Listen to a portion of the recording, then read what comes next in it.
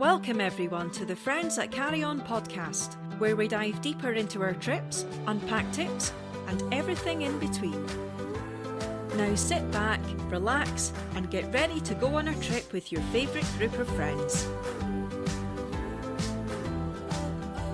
Hello and welcome to the Friends That Carry On podcast. We are a group of friends who love to travel the world and share our adventures with our listeners, hoping to inspire initially FOMO within our own friends, but hopefully do the same thing with our listeners to get you out there and traveling. So anyhow, we've dedicated a podcast to doing that. Today is a special episode. This marks our 50th episode. So that's a little milestone for the Friends That Carry On podcast. And to celebrate that, we've got a very special guest. We have Jenn Lee from Travel Planners International with us today. Welcome, Jenn. Well, hey guys, congratulations on your happy episode-versary. Thank you. Great to Thanks be for here. joining us. Yeah, sure. Well, Jenn, I know obviously you've got a big travel background. Why don't you tell us a little bit about that? Sure, yeah. So I'm the VP of Sales and Marketing for an agency. They call it a host agency in the travel business. We support about 4,200 small business owners across the country, all travel advisors or agency owners that have advisors working with them, who are passionate about turning their love of travel into something profitable and, share their experiences and their expertise with the world. I actually only joined the industry about 4.5 years ago. I came from a small business consulting background and worked with a lot of small business owners, solopreneurs, people launching a business. They were excited about something, but they weren't quite sure, how to make it happen, how to make it profitable, how to market themselves.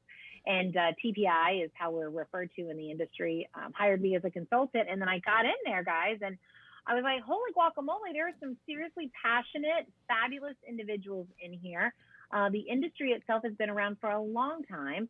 It's gone through a variety of different renditions, due to the way they've been paid. So back in the day, I don't know how old you guys are, but I'm 54, I think. Yeah, I'll be 55. I think I'm 55. I always forget how old I am. Anyways, I remember back in the days. Yeah, very close, right? I remember back in the day, you had to go to a travel agency to buy an airline ticket. Do you remember that? Oh, yeah, we were talking about that the other day. Tony and I started traveling together in the late 90s and trying to remember how the heck we booked the trip. Yeah. Well, I can remember sitting in my Delta. I'm a Delta freak. I love Delta. And I was sitting in the Delta plane because I traveled for a living anyway. And you would go in that little book and you'd have to thumb through the book and you'd see where you could, get your connections and you'd call a travel agent. But anyway, so it's gone through a lot of renditions. And then, of course, with the online travel agency coming on board, that, your Expedias and Travelocities and stuff still didn't put the travel industry out of business or the agency side to it out of business. They just kind of pivoted, right? They made adjustments.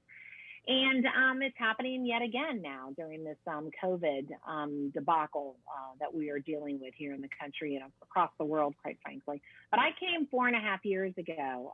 TPI has been around for 33 years, started by Mom and Dad Gagliano, and we've been supporting travel agency owners ever since. So, we do a lot of business every year and put a lot of people out on the road to enjoy the world. Nice. Now, as TPI, you say they've been around 30-some years. Did they originally start off as just an individual travel agency, and then it grew to a host agency? And then how did that transformation happen to becoming a host agency? And then what are the benefits of being a host agency? Yeah, thanks for that question, Tony. It's a great question. So they did. They started out as an individual travel agency. Tony Sr., who is we refer to him as Dad. He's not my dad, but if you met him, you'd want to be his child. They're adorable. Tony and Marietta started out as their own travel agency, and then they realized we're here in Central Florida in Orlando, and they had a lot of friends that lived up in New York and people from all over the country, and people wanted somebody to help them come down. So they started putting together tour packages to come to Orlando and go to the Mouse House. And what else could you do here in Orlando? So they started kind of being a little bit of a supplier. And Tony came from an insurance background. He helped train life insurance agents. And he thought, well, heck, if I could do that in the insurance world, when they had a similar model, what the host agency model is, they had a very similar model in the insurance world. And he said, why don't we do that for the travel industry world? And at first he was, kind of made fun of, but then other people started to realize, wait a second, this host agency is a great way to launch a business and to be in business. And basically what it is you belong to, as an individual agency, you have your own brand, your own business, your own identity, but you partner with somebody like a TPI because we've negotiated the highest commission levels. We've negotiated additional incentives and perks. A lot of things consumers can't get on their own, only if they utilize a travel agent, a travel advisor. And so if we bring our stuff together, right, if we bring it all under one roof, we're more powerful that way. And then when the OTAs came out, the online travel agencies came out, and when airlines stopped paying commissions to travel agents, a lot of the brick and mortar retail agencies went out of business and they went home, quote unquote, they worked from home. And so they lost a lot of their leverage because of the way the industry had changed. And that's when they started partnering with host agencies. So host agencies have become, especially now, have really turned out to be the lifeline to a lot of advisors, because you can't manage all this on your own. You can't sell a variety of different products and be able to keep up with all of your commissions and escalate all the issues. You just can't do it all on your own. So a host agency helps you with that. Interesting. Wow. Yeah, I know. You asked a really short question. I'll give you a really long answer. But I think it's important. People don't understand, and I know your audience is consumers as well as suppliers as well as travel agents. So this message to me goes across all points. Consumers, y'all use a travel advisor. It doesn't cost you anything more. It actually can save you money in many cases, and you don't pay anything more. They're being paid by the supplier, and many of the suppliers, the cruise lines, the all-inclusive, the resorts, they happily pay that commission because they know that the travel advisor is the one that is taking great care of that customer, making sure that customer's expectations are set properly, that they're being qualified, they're managing that relationship until they show up and stuff. And then, from other advisors, I just don't understand why any travel advisor wouldn't be with a host agency at this point. It makes no sense to me to do by yourself, none whatsoever. Yeah, it sounds like now it's one of those situations where as everything has kind of grown, it'd be hard for an individual agent to really kind of stay on top and negotiate good opportunities in multiple locations. So to be able to provide, trying to track down the refunds or the future travel credits or future cruise credits and track down your commissions and understand all of that and still get the highest. It's impossible. So it's a great, and the thing is as you guys know, you've gotten to enjoy what travel brings to you, just as individuals and the people around you when you come home. Just imagine doing this for a living. You get to help people, change their life sometimes, kickstart their 50-year marriage, with a 10-day vacation. I mean, these are the things that travel advisors do. They're not booking engines. They curate really cool experiences. Yeah. We don't get enough time off as Americans, so it needs to be utilized properly. I agree. I was going to say, I think Jim and I can share the same sentiment. Like we were saying, 20, 30 years ago, you had to use a travel agent. And for some reason, I had it in my head that, well, here's your planned 10-day vacation. Here's exactly where you're going to be at 2 p.m. on Tuesday, 5 o'clock on Friday. This is kind of what I had in my mind.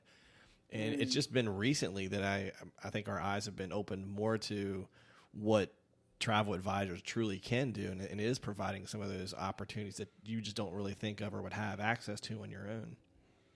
Wow, that's such an interesting insight. I would have never thought that. So it's so good that we're talking. Mm-hmm. You know what they do? I never used a travel advisor before, and I always had. That's mostly because most of my travel was, we'd fly to Wyoming or something, or my husband and I would go to his grandmother's house in Alabama. I mean, it's very sexy to do that, but it was it was business travel, right? So I'm like, I can just book my Delta Airlines flight all by myself, and then you go to a couple of websites, you're like, this looks like a good hotel. But that's booking travel. That's not what travel advisors do. That's the medium that they have to. You end up on a plane. You end up in a hotel.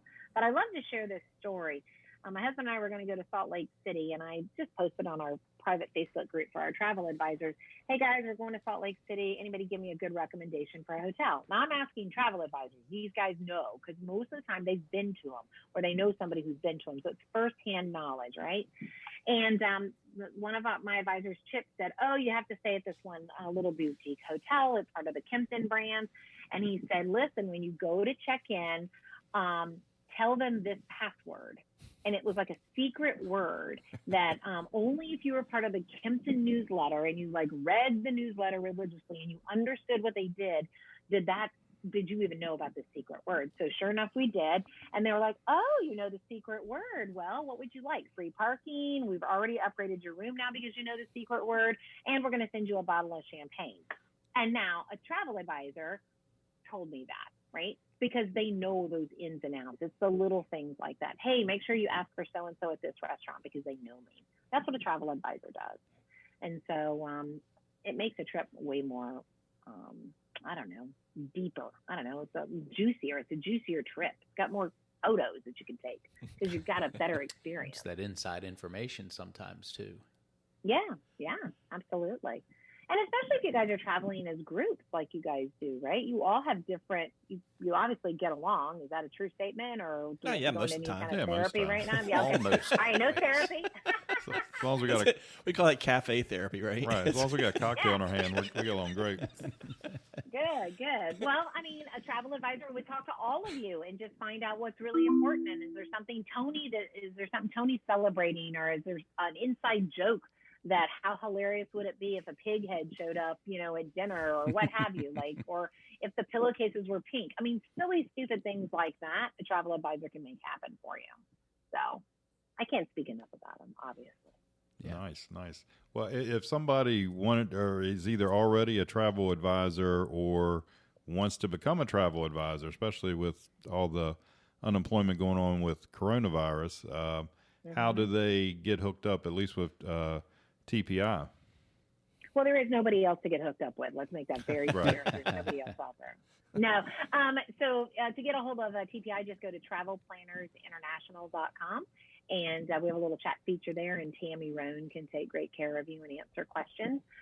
There's another website that a lot of people go to called Host Agency Reviews, and they provide reviews on different host agencies. And you can just, I always encourage people to shop around. Each host agency has a different personality, and that's okay. We're, as long as people are out there selling travel, I don't really care who you're with. I obviously want you to be with us, but only if you're fun, hard charging, passionate, want to make some money, and like being referred to as a rock star from time to time, then you'll fit in just perfectly with us at TPI. But this is a good time. Go ahead, Tony. Oh, no, I was going to say, where's the Rockstar moniker come from? I noticed that on your website. Me. Because you're a rock star? Because I started meeting these people, and I was like, why are you calling them ICs? They referred to them as independent contractors. I'm like, these are small business owners. Remember, I came from outside of the industry. So my clients, the people that I worked with, ended up on like Good Morning America and QVC and Shark Tank. And I was a regular on Fox Business News talking about entrepreneurialism and stuff. And so, I came from outside and came in, and I was like, holy moly, I cannot believe what these people do. This is incredible what they do. And they're not referred to in the format to which they really are. They're badasses. I mean, they are just hard charging. They work 7 days a week. They're so passionate about what they do. And so we just started calling them rock stars. And Carnival then picked it up, and I have an argument with Adolfo Perez, who's the senior VP of Carnival. I'm like, you realize you copied TPI. I just want you to know I came out with Rockstar before you did, but whatever. So there's that. And a lot of people who have been furloughed or laid off or gone to early retirement are joining the industry. And some of them who were furloughed from the industry are like, I'm going to just start selling travel. I know my product well. I have a sphere of influence, and people still want to travel. So it's a really good time to join the industry. Now, is for those first timers coming from another industry, how easy or hard is it to get up and running and get a book of business? Well, I think that's a great question. So first off, you have to go through some training. It's very important. This is not about, you're dealing with people's credit cards and stuff. There's a lot of legalities behind having a travel agency or even being a travel advisor. So you need to go through training, and Tammy can help people make decisions on where to get their training from, basic training. And then from there, the book of business really comes from marketing. It just comes from telling people about it. And I always share with people, don't rely on your family and friends to book travel with you, because they won't. Because they know you as, little Joe who, is always 17 in their minds, and they just don't understand what you do, and they're not going to trust you. And they don't know that. They just don't want to have their vacation screwed up by somebody brand new. So really, it's about utilizing social media. It's about spreading the word through your family and friends that you've opened up a travel agency and that you're excited to help people with. And we always recommend that you start with some sort of niche, like, I don't know, selling cruises, or, hey, listen, I love going to Italy, and so I want to help people experience Italy. And it's really about marketing yourself and setting yourself up as, someone who's passionate about it and can help them experience it as well. And a lot of it's through social media and word of mouth. It's not that hard. You just have to be willing to hustle. You just have to be willing to do it. No, well, that's with any business. So obviously, correct. Yeah. So, is there other than marketing costs and spending on marketing, what is the entry cost for somebody that might be listening that wants to become a travel advisor? You'd probably spend about $400 on training, and then probably about $200 to join a host agency, $200 to $300 to $400 depending. So let's say less than $1,000 to get yourself rocking and rolling. And then marketing does not need to cost you a dime. I mean, social media marketing is free of charge unless you pay for an ad, which I don't recommend anyone doing when they're first starting, because it's just not a good use of your dollars. It's really about opening up a Facebook group. I did a whole webinar on this not too long ago, crafting a community of people that you want to serve, but it might have something that's similar. So let's just use the person that loves Italy. You would create a community, and let's just say you live in Naples, Florida, Italian,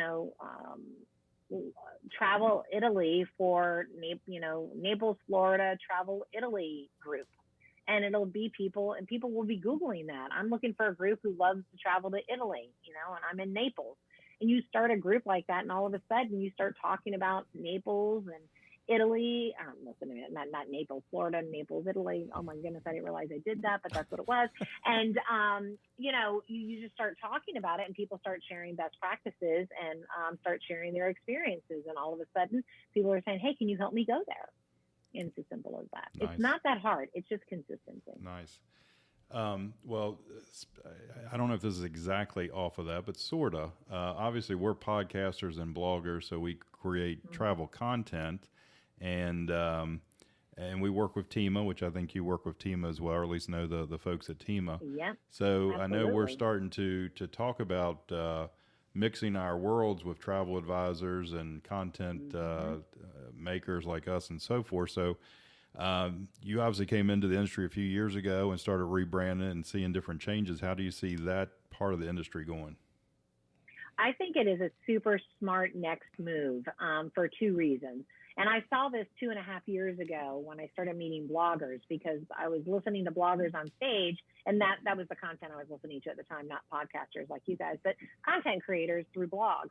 And, they were talking about how they travel here and they travel there and blah, blah, blah. And I raised my hand. I'm like, now, what do you do when somebody reads your blog and says, I want to go there? Can you help me? They say, oh, well, we tell them to call a travel advisor. And I'm like, okay, yeah, but who? Who do you how do you know who to send them to? They had no answers. And I was like, you realize, and they don't want to be travel advisors for the most part. Many do, and some have become travel advisors, and they use that love of content creation as their way to be able to market themselves. But it's two completely different skill sets. The content creator is a very different skill set than a curation of experiences where there's a lot of logic and a lot of follow-up and a lot of details and crossing of the T's and dotting of the I's, where in content creation world, in many cases, it's very opinion oriented and just, dreamlike, it's storytelling.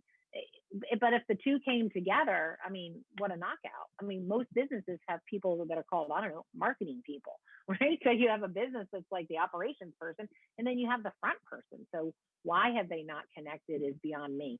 I think mostly it's because travel advisors have been super busy booking travel and have been really busy. Simple marketing gets people calling them and then they get referrals. And so they haven't seen the need to think outside of it and to figure out, how do I work with that content creator to help them make money and to help me make money.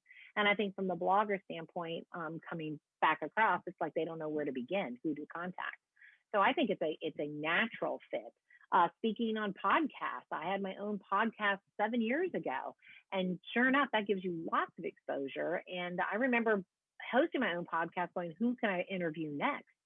We do the same thing with Facebook Lives. And so you want to entertain and educate your audience, and travel agency owners and advisors want to get a new audience. They want to expand their audience. So to me, it's a perfect fit. Now, putting those to travel advisors and content creators together, the third part to the triad would be suppliers. So how does that throw that into the recipe and the mix, and how's that all come together? Well, the only time anybody makes any money is when somebody travels. Let's start there, right? So the supplier only makes money when someone travels. The agent only makes money when someone travels. And then, of course, in this case, that's with the blogger. So the suppliers are antsy and anxious to expand their customer base through the travel advisor community. It's a lot less expensive to pay a commission and maybe some marketing dollars to a host agency for a travel advisor to bring them a new customer than it is for them to take out an ad during the Super Bowl, or to send all those postcards that they send, or to spend all that money on SEO to get a lead that they are now leaving up to a call center agent to hopefully upsell the right information, right? So let's use a cruise as an example. Somebody might say, "Ooh, I like this, Royal Caribbean ad that I just saw on TV. I'm going to call them, and I'm going to book myself on that really fun-looking ship." But a travel advisor knows that, hey, maybe that cabin is not the right cabin for that family. They chose an inexpensive inside cabin when this is a family of 4, and we know that they have a youngster, and that baby should not be facing inward. Like, they would need a balcony. They shouldn't be facing inward overlooking Central Park. They should be facing outward over the balcony looking at the ocean for it to be quiet. Or it's a family that wants to be near each other. So call center agents don't ask those kind of questions. Online travel agencies don't ask you those questions. They're not prompts to ask you those questions. It's what a travel advisor does, that takes the whole experience into mind before they sell that cabin to that consumer. So suppliers, to answer your question, they don't care where they get the business as long as it's highly qualified, so they have a satisfied client. Imagine if it's that family with that infant, and that family chose a balcony cabin that's on the 7th deck that overlooks, one of the noisier areas of the ship. That baby's not going to sleep, and they're going to be disappointed, because guess what? On a cruise ship, they don't sail empty. There are no other cabins to, Right. Send them to. It's like, too bad, so sad. I know you're on here for 7 days. So suppliers are desperate. They know they make more money when they have a travel advisor partner with that consumer. So they're on board with it. And I'm sure they're sponsoring some content creators as well to help showcase their products and their destinations in a way that feels more authentic versus it being their camera crew running around. The picture, don't you ever do that? Like, if you've gone to some review site, like I do this with on my Amazon account all the time. If I want to buy a sofa, there's the pictures that the manufacturer provides, but then I go to the reviews and I look at the actual sofa in somebody's living room. That counts more than what the manufacturer does. Right. No, absolutely. It feels genuine, and you get a good feel for it. Right, and someone tells you the truth, or at least Right. what they think the truth is. What they think it is. So what do you guys think? I know y'all love to travel. What are your thoughts on traveling right now? Oh, wow. Well, we want to. Ready to go. Depends on the time of the day and what you're hearing. Yeah, I mean, we've already had to cancel 3 trips so far this year. Yep. So that's been frustrating. A lot Where of do y'all ups and live? downs. Yeah. We're in the eastern panhandle of West Virginia. We're about an hour from Washington, D.C. Okie dokie. Okay. Well, so, and I know before we started, you were thinking about trying to go down to the Keys, correct? To Key West?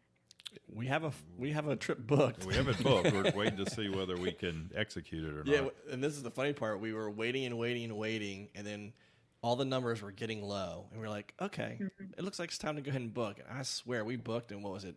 5 days later, everything just started exploding. Spiking. Yep. And we're like, Yeah. oh my God.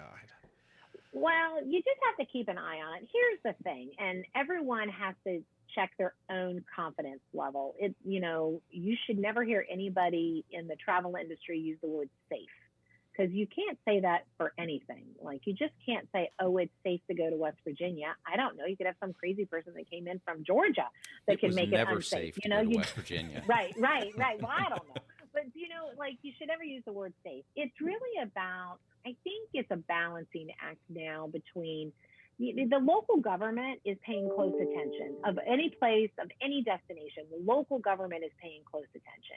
They're going to guide their businesses and their visitors appropriately. Rest assured, right now, I would jump on a Delta airplane in a heartbeat, because I know every bit of protocol that they are taking. I never got sick on a Delta plane to begin with, right? And because I used to wipe down. I was washing my hands before it was cool to wash your hands. I'm just saying. I've been doing it for a long time, and I'm never sick. But I would jump on it because it's never been cleaner ever, ever, ever, ever. I would get on a cruise ship as soon as we do get to get on cruise ships, because it will never be cleaner, and there's never more over-the-top protocols that are being taken into consideration. I mean, this would be the most confident time to go. So just pay attention to wherever, you've got it booked for whenever. Just pay attention to what the local government is telling you, because the local government is doing their absolute best. They have a vested interest in making sure that their community members stay alive and that they're not sick. And then it's a toss-up, just like with anything. It's a toss-up. Every time you walk out your door, it's a toss-up whether or not you're going to make it back before COVID. So it's about you having a comfortability level, and you taking the precautions that you think are important. It's not like people are walking around licking each other, and we did joke about that before the podcast. You are going to Key West, so that could be a little different. I might choose a different key if I were you. But, it's not that, people aren't. I haven't seen anybody sneeze, and I can't tell you how long. Can you imagine if someone sneezed at a restaurant right now? Everyone would be like, hit the dirt. They'd be like on the floor. People would be freaking out, leaving the restaurant room before people would sneeze. And what did we say? We say, bless you. God bless you. Now we're like, get the heck out of here. What are you doing, you demon? You're in the restaurant and you just sneezed. So it's like we're looking at things a little bit differently now. I think we still have to live.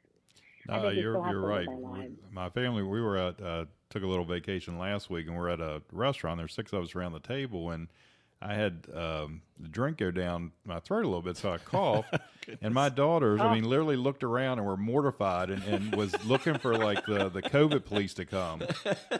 I'm like, I was just gagging on a little bit of water. Stop it. Oh my God, can you imagine? I can't believe they didn't haul you out. I know, right? And haul you out. Well, our children are already embarrassed for us anyway, so Right. Doesn't take much. It doesn't take much more. No, it does. That's hilarious. That'll be like the new joke, right? Like, you better watch yourself, Missy, otherwise I'm gonna start coughing in front of your friends. Like, that's the new threat. That's the new threat.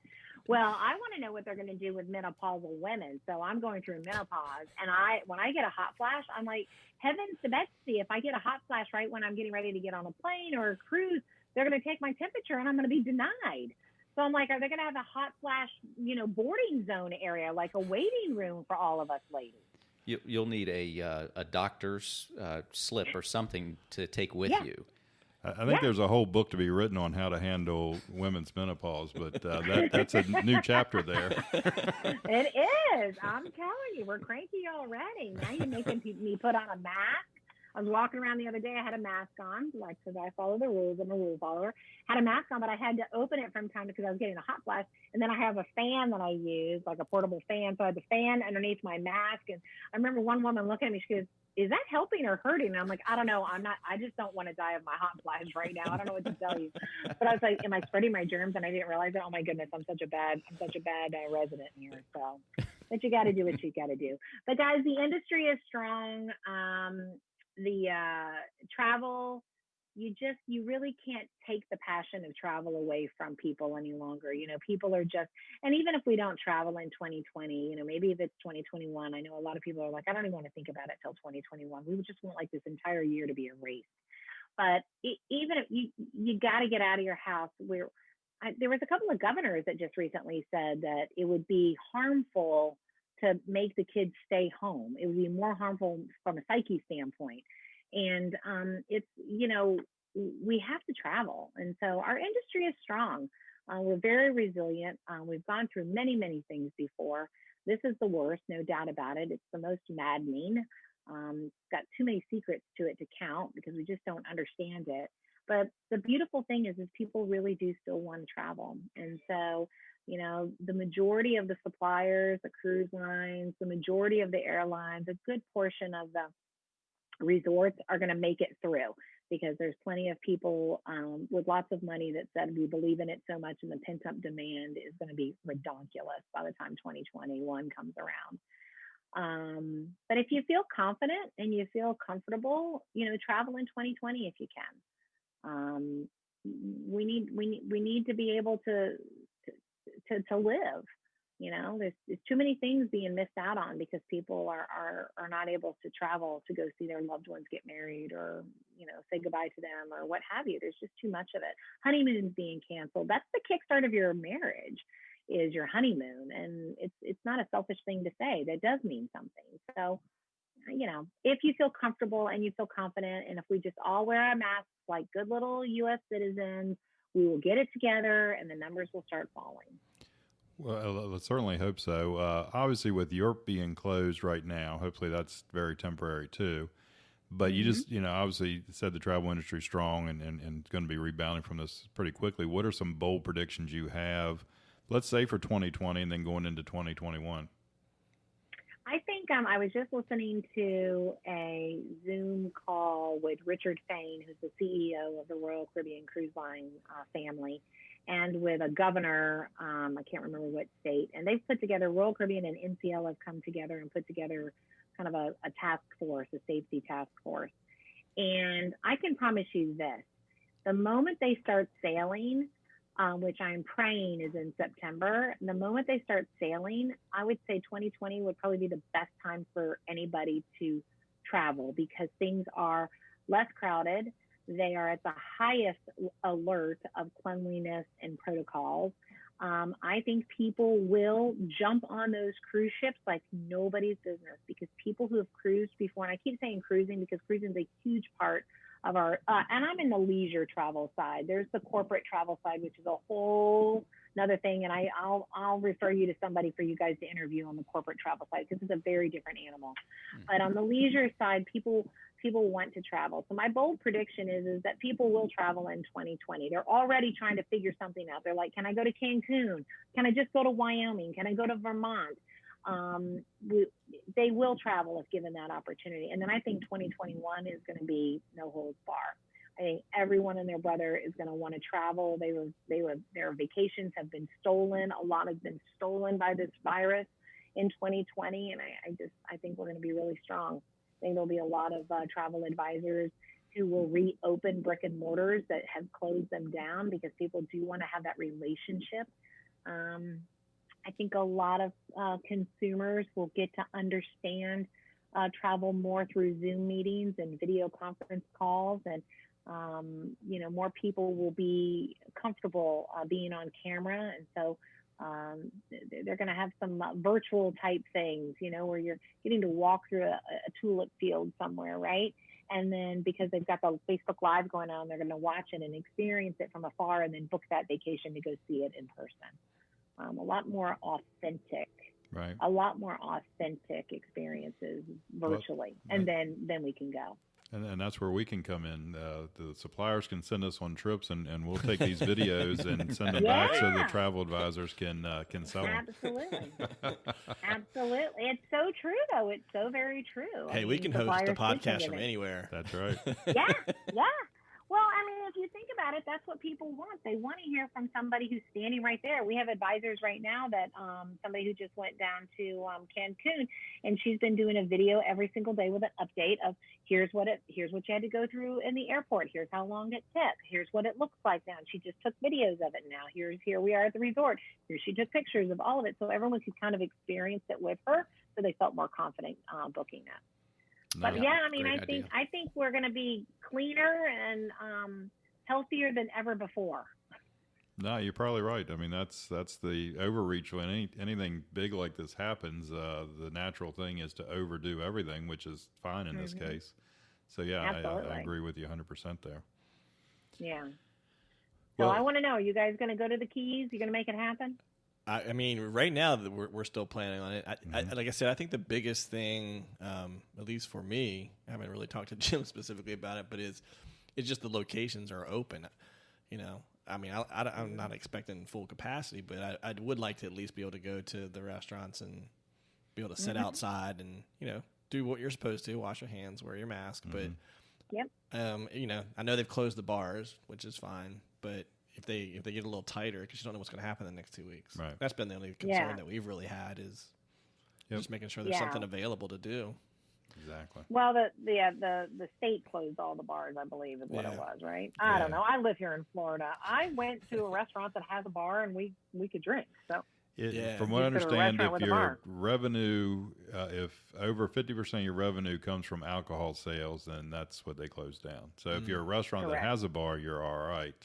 Or you can be open or sell to-go drinks, or I don't know the fine details, but I know something. Isn't that hilarious? Isn't that hilarious? It used to be they would tackle you if you left the bar. Well, not in the Keys, but anywhere else they would tackle you if you left the bar. Now they're like, how many drinks to go can we serve you? You know, and they put it in like a plastic cup. Like, it just makes no sense to me whatsoever. I mean, it makes sense to me, but it just cracks me up. What before was like the worst thing since sliced bread, because I always walk out with a glass of wine just to see if anyone stops me, just because I just want to get away with it, because I'm just that kind of girl. And I always go back, because I'm like, they didn't stop me. They're like, how do you do it, Jen? I'm like, you just walk out like you know what you're doing. So, and I do. I make it outside a restaurant all the time with a full-on glass of wine if I want. And then I go back in because I don't steal. But anyway. We have to get refilled.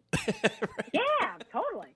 But it's just so funny. Now it's like, and you can have alcohol served and to go, and you can have it delivered to your home. I mean, it's going to create some new habits and some new alcoholics. Well, downtown Shepherdstown here, where we live, they've never offered outdoor dining, or you couldn't have any sort of dining on the sidewalks.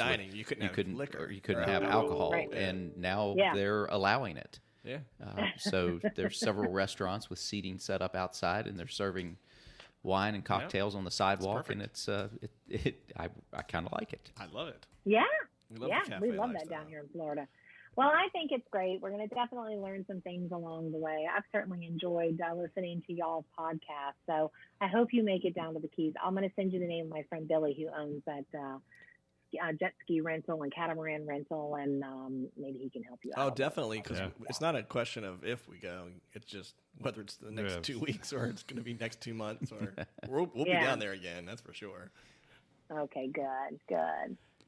Well, great. Jen, I know you got to run, and we really appreciate your time. A lot of great information there. So anyhow, do you want to give the Travel Planners International information or contact information one more time? Yeah, you guys go to travelplannersinternational.com if you're interested in joining a host agency or becoming a travel advisor. We're happy to walk you through it.